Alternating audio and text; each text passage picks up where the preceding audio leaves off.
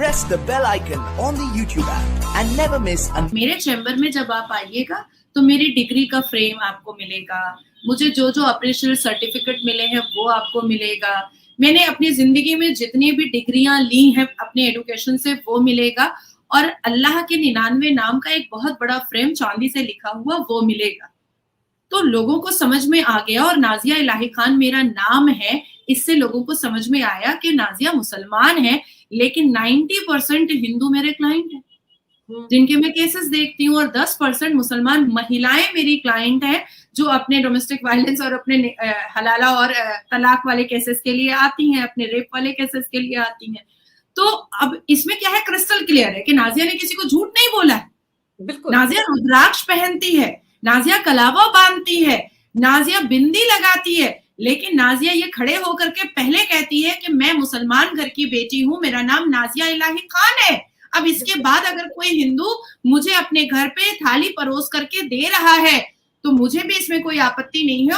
और अंजू जी आपको भी। सभी को जय हिंद दोस्तों, आप सभी का हार्दिक स्वागत है जय हिंद रिएक्शंस पे। तो आज हम आपके लिए इंटरेस्टिंग, नॉलेजेबल और दमदार वीडियो लेकर आए जिसमें आप देखेंगे भारत की दो बहादुर और सशक्त महिलाओं को। एक तरफ आप देखेंगे मशहूर और दमदार पत्रकार अंजू पंकज जी को, जिनकी स्पेशल गेस्ट होंगी दबंग वकील और हम सबकी चहेती नाजिया इलाही खान जी। तो ये वीडियो काफी इंपॉर्टेंट होगी जिसमें ये दोनों बात करेंगे आदित्य योगीनाथ का जो दमदार और कड़क फैसला आया है कांवड़ यात्रा को लेके, उसके बारे में, और कैसे इस फैसले को लेके शांति दूत पूरे देश में हल्ला मचा रहे हैं और बौखलाए हुए हैं। तो ये वीडियो काफी इंटरेस्टिंग होगी, आपको बहुत कुछ जानने को मिलेगा। तो इसे अंत तक देखें, और चैनल पे नहीं है तो चैनल को सब्सक्राइब कर दें ताकि हम आपके लिए लेटेस्ट इंपॉर्टेंट और इंटरेस्टिंग वीडियोस लाते रहें। तो चलिए पहले ये वीडियो देखते हैं और अंत में इसके बारे में बात करेंगे।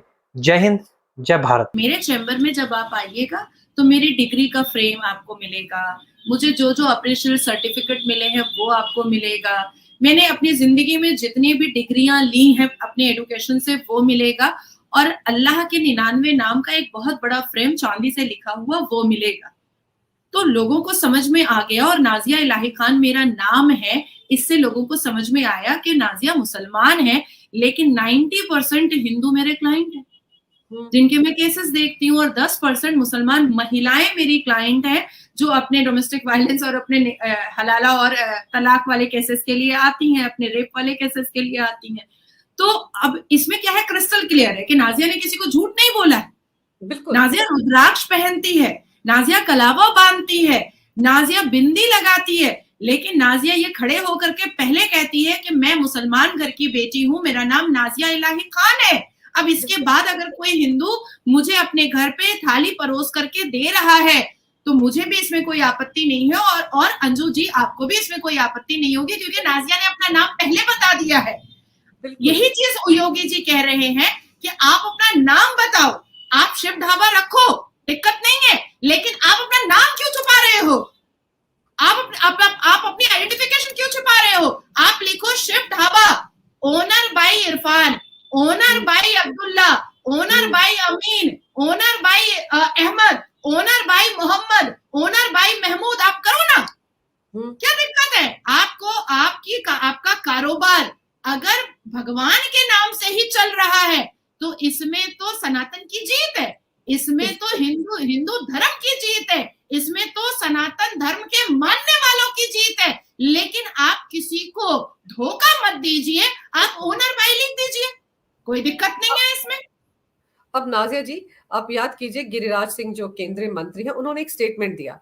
उन्होंने ये कहा कि मेरे चुनाव क्षेत्र में, निर्वाचन क्षेत्र में बहुत सारे ऐसे लोग हैं, मुसलमान हैं, जिनको सारे फायदे मिले। एक शख्स का उन्होंने नाम ले जिसको सारे मकान भी मिला, पैसा भी मिला, गैस का कनेक्शन मिला, सब कुछ मिला। बोलते मैंने उससे पूछा वोट किसको दिया? पहले उसने कहा कि उन्हीं को दिया। जब उन्होंने कहा चलो कसम खाकर कहो, तो कहा नहीं दिया।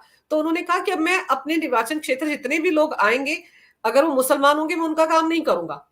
सीधा सीधा उन्होंने कह दिया। और उन्होंने ये स्टेटमेंट भी दिया कि भाई जो 1947 में इन सबको पाकिस्तान चले जाना चाहिए था, तो अगर आज की तारीख में वो ये बातें कहने को मजबूर हो रहे हैं तो किस वजह से मजबूर हो रहे हैं? क्योंकि उनको भी तो, वो भी तो आहत हुए ना कि जिनके लिए मैंने इतना कुछ किया, उन्होंने मुझे वोट ही नहीं दिया। देखिए ऐसा है, मैं फिर से कहूंगी अंजू जी कि जिस तरह से पाकिस्तान कभी भी भारत से मोहब्बत नहीं कर सकता है, उसी तरीके से मुसलमान कभी भी भारतीय जनता पार्टी से मोहब्बत नहीं कर सकते हैं।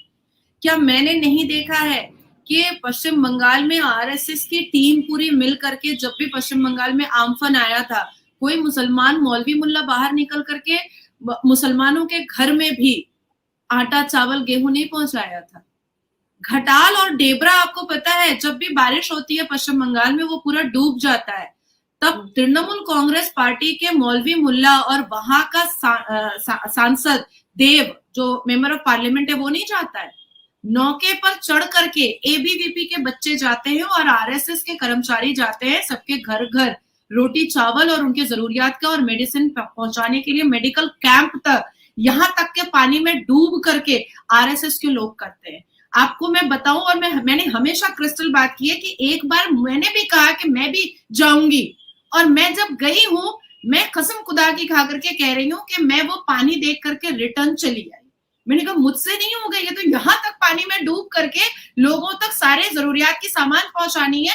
और आरएसएस के लोगों ने कहा कि दीदी आप यहाँ पर बैठिए, हम दे करके आते हैं, हम दे करके आते हैं।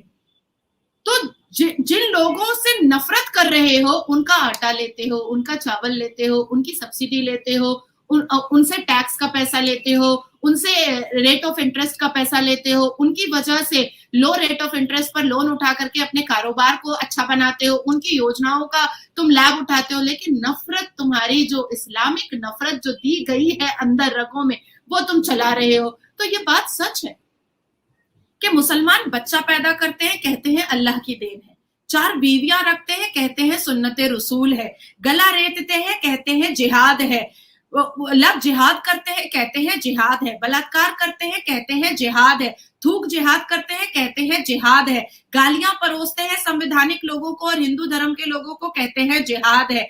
15 मिनट में 100 करोड़ से ज्यादा आबादी को धमकी देते हैं, कहते हैं जिहाद है।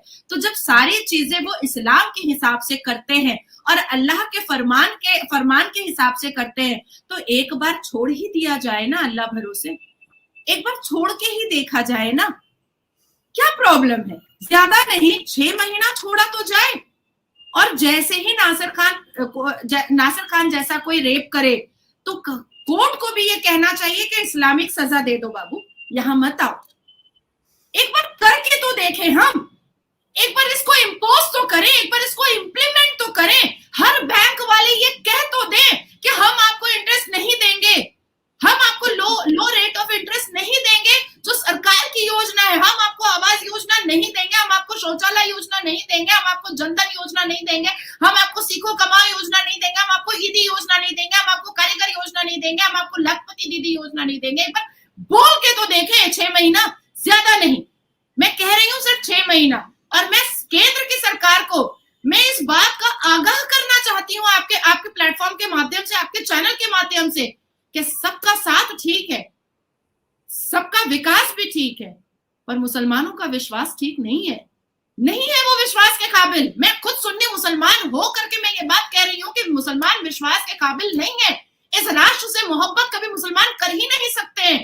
आप 77 साल में देखिए कि कौन सा ऐसा एक मुझे इंसिडेंट या सर्कमस्टेंसेस बताइए जिसमें मुसलमानों ने विश्वास का काम किया है। महावीर मंदिर में जब गांधी जी ने जब कुरान की आयत पढ़ी थी, तब उस वक्त जामा मस्जिद मौजूद था, दिल्ली में मौजूद था। क्यों नहीं? बुखारी का जो सबसे बड़ा बुखारी जो था, इसी के अब्बा जान थे, तो क्यों नहीं बुला करके बोले कि भाईचारगी तब साबित होगा गांधी जी जब आप मस्जिद में बैठ करके भी भगवत गीता के अध्याय पढ़ दीजिएगा। आइए पढ़िए। मैं राहुल गांधी जी से आंख में आंख डाल करके पूछना चाहती हूँ कि अजमेर शरीफ तो जाते हैं आप चादर चढ़ाने के लिए, जरा उसी अजमेर शरीफ में हाथ फैलाकर दुआ मांगने के बाद हाथ जोड़ करके एक बार वंदे मातरम और भारत माता की जय बोल करके दिखाइए। तो मैं अध्याय पढ़ने नहीं बोल रही हूँ, मैं श्लोक पढ़ने नहीं बोल रही हूँ, सिर्फ हाथ जोड़ करके उसी अजमेर शरीफ में वंदे मातरम बोल करके दिखाइए, तो टुकड़ों में वापस आएंगे राहुल गांधी जी। दोस्तों आशा करता हूँ कि वीडियो को आपने अंत तक देखा होगा और हमेशा की तरह अंजू पंकज जी और नाज़िया इलाही खान जी का ये दमदार और बेबाक डिस्कशन आपको काफी पसंद आया होगा, जहां पे आपने देखा दबंग वकील नाज़िया इलाही खान जी जो सीएम योगी का फैसला है कांवड़ यात्रा को लेके और अपने नाम और आइडेंटिटी को सामने लाना चाहिए हर एक ढाबे वाले, रेस्टोरेंट या कोई भी जो बिजनेस कर रहा है उसको सपोर्ट करती नजर आई। और आपने देखा सबसे पहले नाजिया खान जी ने बात की गिरिराज सिंह की। गिरिराज सिंह जो कि एक कट्टर हिंदू नेता माने जाते हैं, उन्होंने तो ये सीधा कह दिया है कि अब वो किसी भी मुसलमान की सहायता नहीं करेंगे। और दूसरी ओर आपने देखा नाजिया खान जी ने यह बात की कि सबका साथ सबका विकास तो होना चाहिए, पर मोदी जी को सबका विश्वास नहीं करना चाहिए। तो इसके बारे में आपके क्या विचार हैं? आप अपने विचार हमें कमेंट सेक्शन में लिखकर जरूर बताएं। हमें आपके कमेंट्स का इंतजार रहेगा। और ये वीडियो अगर आपको पसंद आई है तो इसे लाइक और शेयर जरूर कर दें। और एक बार फिर चैनल पे नहीं है तो चैनल को सब्सक्राइब कर दें, ताकि हम आपके किसी लेटेस्ट इंटरेस्टिंग और दमदार वीडियोस लाते रहें। तो चलिए फिर मिलेंगे ऐसी किसी इंपॉर्टेंट और इंटरेस्टिंग वीडियो में। तब तक अपना ध्यान रखिए। जय हिंद, जय भारत।